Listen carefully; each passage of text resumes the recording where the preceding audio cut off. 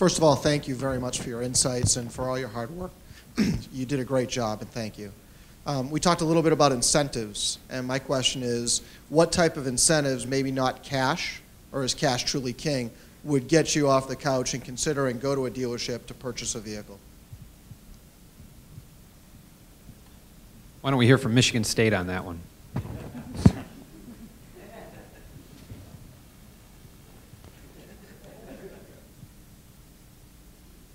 Well, I guess if you're trying to appeal to different motivations, because that's what our research focused on mostly. So if you're trying to incentivize us a little bit, you know, I can speak more expertly on the sustainability piece. But if we're going in there looking at you know, a sustainable vehicle, and it's like, hey, this is great for the environment.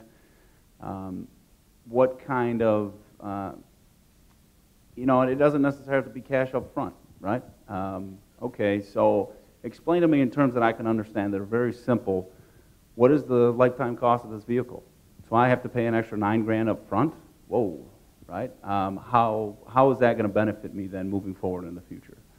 So I'm not going to say that I know the most about incentives as far as a financing purpose, but when we talk about incentivizing me to purchase, to change my behaviors, when we're looking at different vehicles, it doesn't have to be cash on the front end. It can be these incentives on the back end, or if you know you have some sort of marketing insight that, hey, this hybrid vehicle is really the next hot thing, figure out a way to communicate that to me. So I know that, hey, if I want to be in the in crowd, okay, figure out how to communicate to me, and that will also incentivize me moving forward. Cap, why don't you respond to that as well, because you guys did the research on affordability and value, and this is such an important part of the transaction costs or the buying decision. Sure. One thing I think that might actually have a strong factor in motivating people is perhaps including the scheduled maintenance package. If a car doesn't come with that standard, perhaps have a package that could, you know, maybe include $500 worth of maintenance or certain mileage checks. Now, one advantage to doing something like that versus having some sort of cash incentive is that, one, it protects the resale value of the car. When you have a cash incentive, people who are going to go buy the car used, they're automatically going to be thinking to deduct that type of, you know, deduct some amount off the car if the car is available for cheaper. Now, scheduled maintenance also helps actually increase the resale value, because then people have more confidence that this vehicle has been properly maintained. It provides extra exposure for someone to go to interact with the dealership. A lot of times they'll go to a dealership and they'll find that the prices for maintenance is a little bit higher than what they had expected. They go to a Jiffy Lube or Meineke or something like that instead. So this will keep them interacting with the dealership, and it'll also have them, you know, while their car is being serviced, they might walk through the showroom and, you know, set them up for their next vehicle purchase. Thank you for all your hard work. A number of you had mentioned that although millennials would be open to buying new technology powertrains, you just don't know that much about them. Can you give me any impression from the research or your own opinion as to what sources you would most trust to learn about these types of technologies? Would it be the OEMs? Would it be periodicals, government agencies, independent research? Where would you want to learn?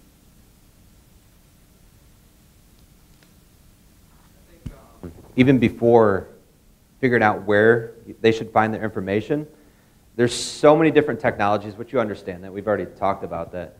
But I think a key here, especially since there isn't that one standard, that there possibly is the one standard that we could look to compare all these different technologies.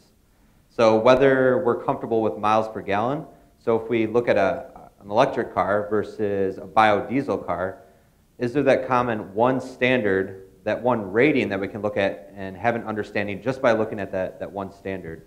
But in terms of where you may go, I think if you understand Gen Y, it's not necessarily probably going to the OEMs, just because the authenticity part of the way we interact is so important. So those third parties that we can really trust, the base, the user groups out there that aren't necessarily influenced or thought to be influenced by the OEMs, that's very important, I think.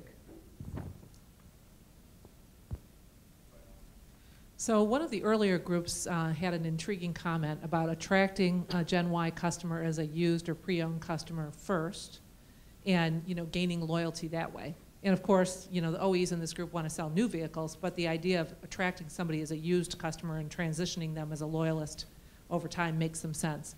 And the studies will tell you that somebody who comes in for service to a dealership will gain loyalty, just through sheer frequency.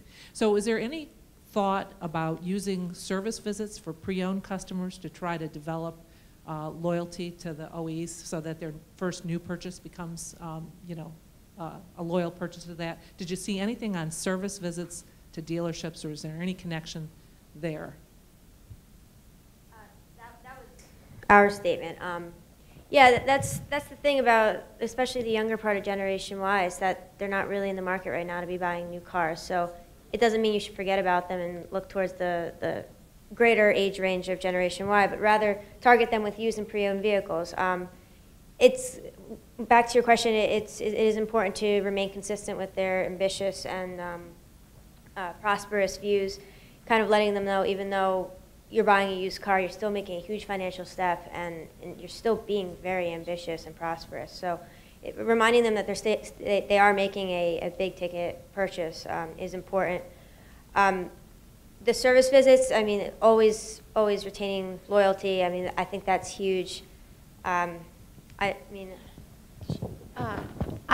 don't think we found anything specific in our analysis of this survey, but from personal experience, I can tell you that when I left home for college, I had a used car. So I left Florida, went to South Carolina.